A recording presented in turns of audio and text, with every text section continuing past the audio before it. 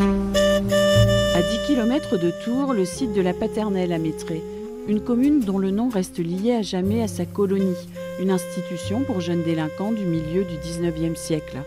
Jean-Michel Sikluski, avocat durant 40 ans au barreau de Tours, s'est plongé dans l'histoire de cette colonie agricole et pénitentiaire depuis sa création en 1839 par un avocat humaniste, Frédéric Auguste de Metz.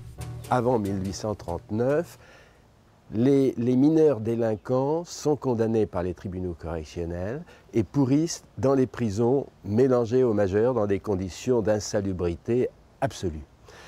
Et de Metz, le fondateur de la colonie, a cette idée.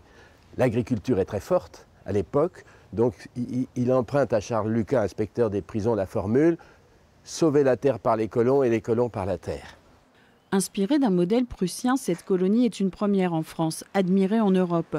Pas de murs ni de barreaux. Avec son ami le vicomte de Brétinière de Courteil, Frédéric de Metz fonde une colonie qui n'a rien d'une prison. C'est d'Appel Blouet, Grand Prix de Rome, qui signe l'architecture originale d'un village. 5 maisons de colons qui comprendront 5 familles. C'est la notion de famille qui est présente. Il y en a 5 à droite, il y en a 5 à gauche, il y en avait 5 à gauche. Et on va regrouper tout ça autour de l'église et la grande place principale où il y avait des réunions, notamment le dimanche. Et puis les ateliers tout autour.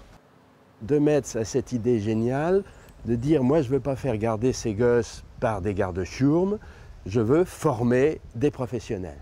Et il va créer ici ce qui va être la première école d'éducateurs en France, ce qu'il appelle l'école des contremaîtres.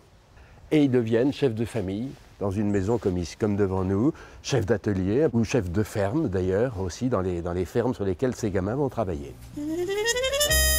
Avec la collaboration des archives départementales et de 2 historiens, Jean-Michel Sikluski veut rétablir la vérité historique de la colonie de Mettray, les 40 premières années dans la lumière et la période noire de son histoire entre 2 guerres, avec le colon le plus célèbre, Jean Genet, qui écrira en 1946 « Miracle de la Rose », une évocation des 2 années et demie passées à la colonie.